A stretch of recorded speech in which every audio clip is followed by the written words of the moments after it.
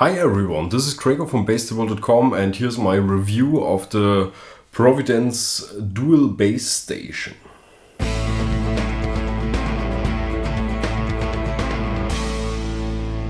Providence is a Japanese brand. This preamp is their first dedicated bass product. Besides that, they are producing a bunch of digital and analog guitar pedals, professional power supplies, instrument and power cables, and one more thing that also took my attention. These things. Programmable effect controllers. This allows you to connect all your effect pedals to it and control them from this single unit. When no effect way is engaged, your bass signal runs directly to the output, in its original shape and quality. This is basically what simple loop pedals do, like the little Lele. The special feature about programmable loopers is that they allow you to switch multiple effects at one time.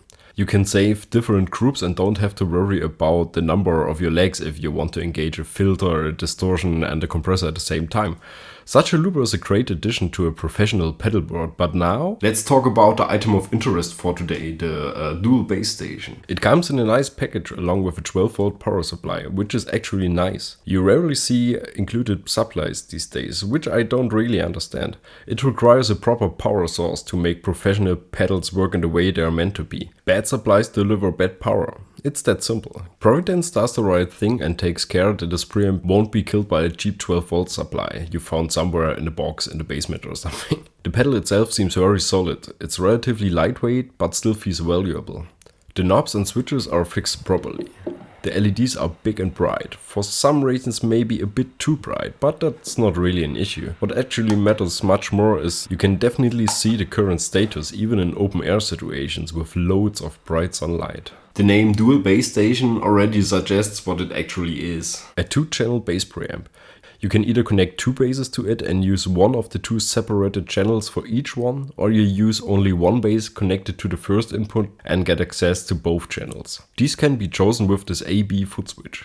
This idea is not exactly new, some might know it from the EBS Micro Bass too. However, it definitely makes a lot of sense. All options this pedal offers are available, no matter how many basses you're using. Unlike the EBS, both channels are identical here, which makes it even more simple to get used to it. Each one has a bass control, variable mids, treble and an own master volume.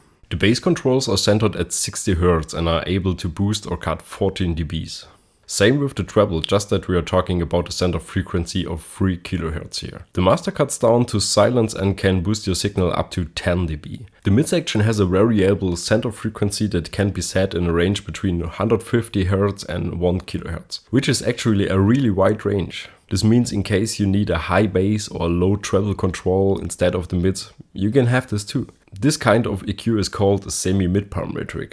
The idea behind it is to give you the possibility to tune the EQ to your own needs. In my opinion, mids are the most complicated section. Their characteristics are some sort of the soul of your tone. Bass takes care how big the bottom of your sound is. Treble makes your sound open and modern or muffy and vintage, depending on what you're looking for. Mids instead can be anything. Low mids interact with the basses and give you an even bigger bottom. This is especially useful if you're playing bridge pickup settings that often miss some power in this range. If you're going for a more high mid setting, let's say around 800 Hz, your entire bass sound becomes much more present. In a good way. It's pushing your bass forward in the band mix, but you should try this by yourself and figure out what makes sense for you.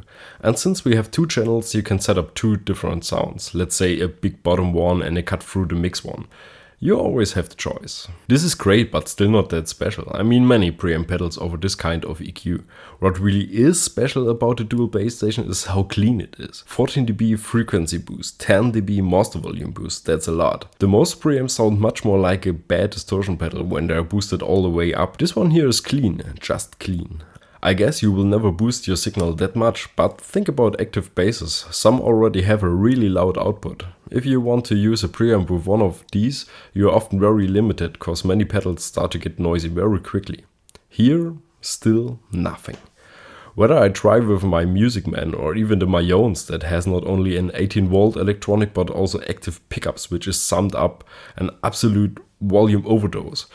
The bass station handles it like it has never done something else. Well, it actually never did something else. This huge headroom is the main point of the entire pedal. You don't need to fear any situation, it will always do its perfect job, no matter what bass you're using. Some might wonder why it comes with a 12-volt power supply, even if there's 24-volt operation written on it. Providence is using an internal voltage doubler to make sure to deliver maximum headroom. And it's quite obviously that this works great. Is there anything to criticize about this pedal? Unfortunately, yes. The mute switch.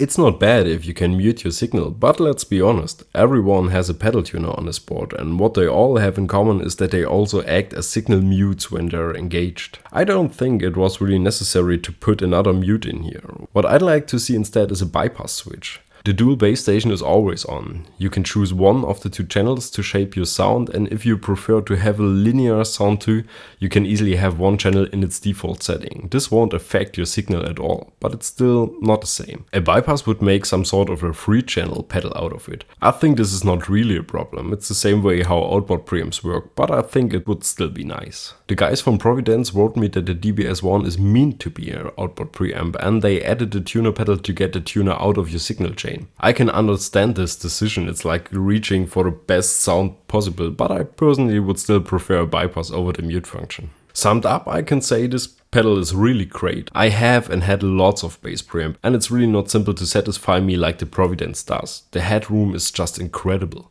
The linear clean sound makes it an absolute no-brainer. The easy but effective EQ section does the rest. And also its rugged design and the fact that this is not a mass-produced pedal from somewhere, it gives me a really good impression. I even considered to take it with me for future on-the-field video productions. We are messing around with lots of different basses, and with this preamp I have no doubt it will please them all. The mute/bypass thing is okay for me, I can live with that. And in case it really disturbs me one day, I can still use a loop pedal to get it out of my signal chain. I wouldn't do it because I'm afraid to lose some sound bits, more if I really need both channels and also a linear clean sound. But I guess this will most likely never happen. This was my review of the Providence Dual Bass Station. I like it a lot, and now I'm curious what you think about it. Tell me in the comments. I hope you found this review useful. If you like it, don't hesitate to give thumbs up and subscribe for weekly new bass videos. Bye.